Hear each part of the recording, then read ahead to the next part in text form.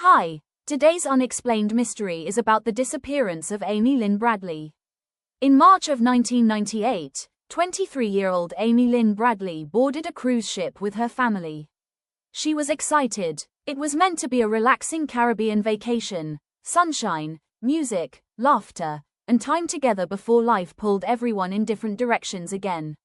Amy had just graduated from college. She was athletic, strong-willed, practical. Not the type to wander off recklessly. Not the type to disappear. On March 21st, Amy, her brother Brad, and their parents, Ron and Eva Bradley, boarded the Royal Caribbean cruise ship Rhapsody of the Seas in San Juan, Puerto Rico. The ship would sail through Aruba and Curaçao, postcard-perfect destinations surrounded by clear blue water. For the first few days, everything felt normal. Amy spent time by the pool. She danced at the ship's nightclub. She laughed with her family. Crew members remembered her. She stood out with her athletic build and short hair. She wasn't someone you'd easily miss. On the night of March 23rd, Amy and her brother went dancing at the ship's nightclub. Witnesses later said she was seen talking with members of the ship's band. One musician in particular, known as Yellow, seemed to catch her attention. Around 1 a.m., Amy and Brad returned to their cabin. Their father, Ron, was already asleep. Amy stayed up a little longer and stepped out onto the balcony of their room. It was warm, quiet. The Caribbean Sea stretched endlessly in the dark. At approximately 5:30 a.m., Ron woke up. He noticed Amy was lying on a lounge chair on the balcony. He saw her legs. He went back to sleep. When he woke again at 6 a.m., Amy was gone. Her cigarettes were left behind. Her shoes were still in the cabin. Her purse was untouched. There was no sign of struggle. No noise had been heard. The balcony railing was over 3 feet high. Not impossible to fall over, but not easy either. Amy was a strong swimmer and a former lifeguard. If she had fallen, many believe she would have fought to survive. Ron searched the ship frantically. He alerted staff immediately, begging him not to let anyone disembark when they reached Curaçao later that morning.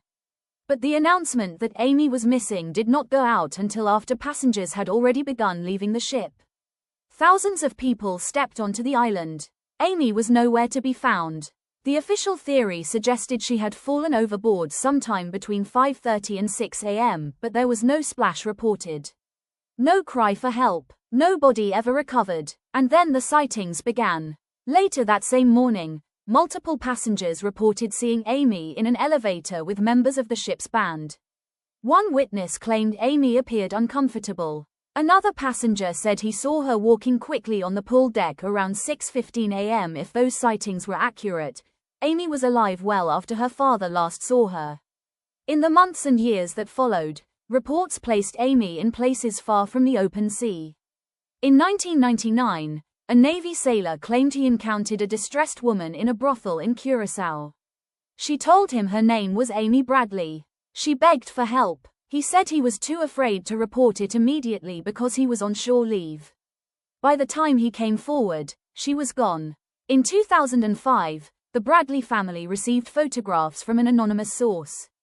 The images showed a woman in lingerie on a bed. The woman looked strikingly like Amy. The FBI could not confirm definitively whether it was her. The family believes she was trafficked off the ship. The idea is chilling. A cruise liner docked at a foreign port. A young woman targeted, possibly drugged, possibly coerced, removed before authorities even realized she was missing. Cruise ships are often described as floating cities. Thousands of passengers, hundreds of crew members from all over the world. Jurisdictional gray areas. Surveillance in 1998 was minimal compared to today. If something happened, it happened quickly. There are darker possibilities too. Could she have fallen accidentally? Could someone have pushed her? Was she lured somewhere under false pretenses?